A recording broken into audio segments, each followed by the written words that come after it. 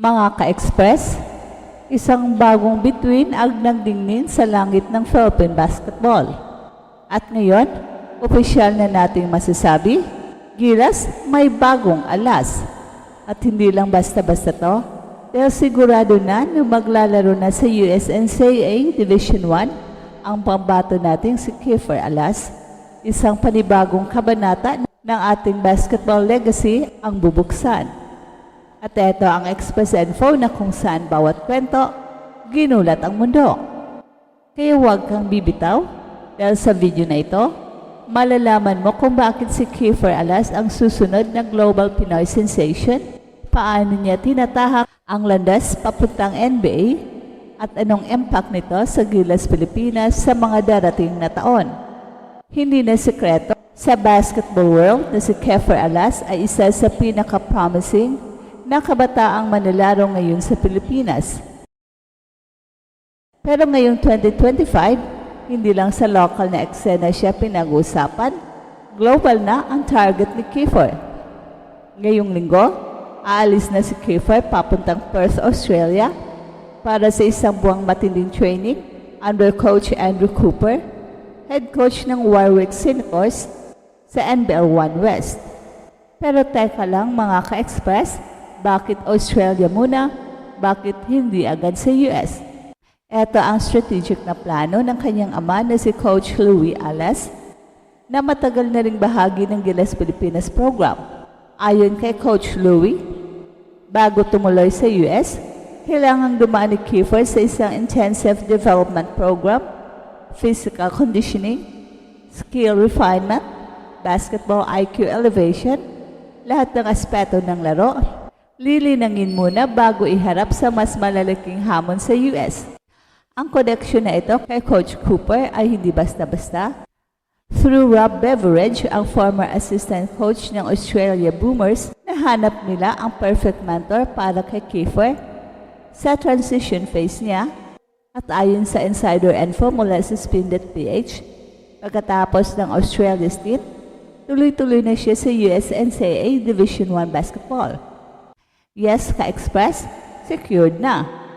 Bagamat hindi pa pinapangalanan ang specific NCAA school na lalabasan ni Kiefer, malinaw na nagkaayos na sila ng kontrata.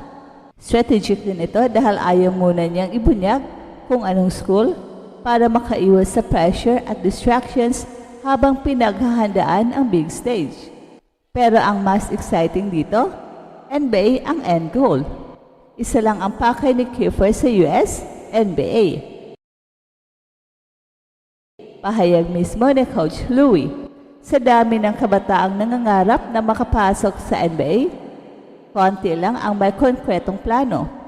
At si Kiefer, isa sa mga pili-pili na sumusunod sa yapak ni Kai Soto at Kevin Cambao, mga players na may realistic shot sa NBA.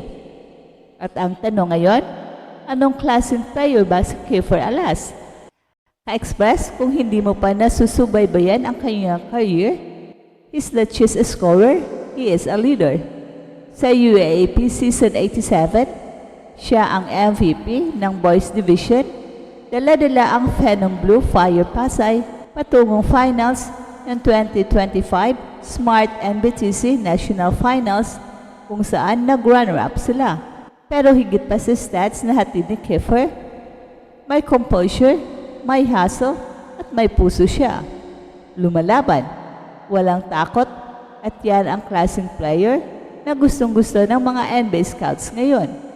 Hindi lang athletic, kundi basketball smart, may fundamentals, at higit sa lahat, may international exposure. Tandaan, hindi na ngayon sapat na magaling ka lang sa Pilipinas.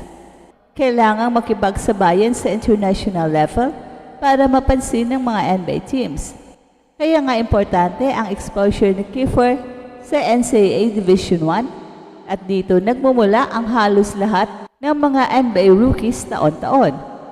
Kung maipakita niya ang kanyang galing sa NCAA, tapos may solid highlights, consistent performance at leadership impact, legitimately possible na siya ang susunod na Pinoy sa NBA. Pero syempre, hindi madali ang landas na to. Isang teenager, aalis sa bansa, iiwan ang pamilya, mga kaibigan at ang Pinas. Sasalubungin ang isang mundo na iba ang kultura, mas matindi ang competition, at walang kasiguraduhan kung anong mangyayari. Pero alam mo kung anong meron si Kiefer? Determinasyon. Sa bawat practice, bawat game, bawat pagkakataong mahulog o matalo, tumatayo siya. At yun ang dahilan kung bakit napapansin siya, hindi lang dito sa atin, kundi pati sa international scene. Ang kwento ni Kiefer ay kwento ng pangarap, pero higit pa yan, kwento ito ng dedikasyon. At sa ngayon, lumalaban siya para sa sarili niyang pangarap. Dala-dala rin niya ang pangarap ng buong Pilipinas. Hindi lang niya isinusulong ang kanyang sariling karera, isinusulong din niya ang pangalan ng Gilas, ng Filipino talent. At syempre, kung pag-uusapan natin ang Gilas, malaking impact ito. Ngayon pa lang, malinaw na si Kiefer Alas ang future Gilas senior team member.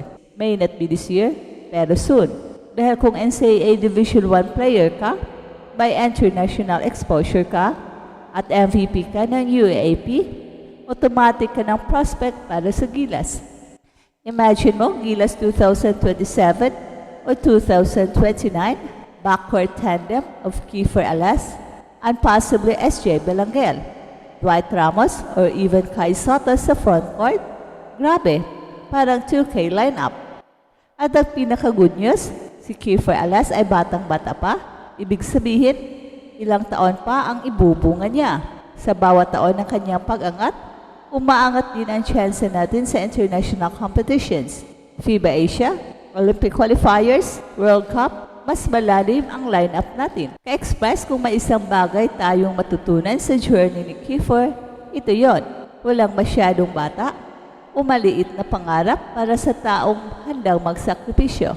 At habang si Kiefer ay lumalaban sa court ng Australia at soon sa US, nasa atin ang responsibilidad bilang mga taga-suporta ng Pinoy athletes. Ipagdasal siya, suportahan siya, at palaganapin ang kanyang kwento.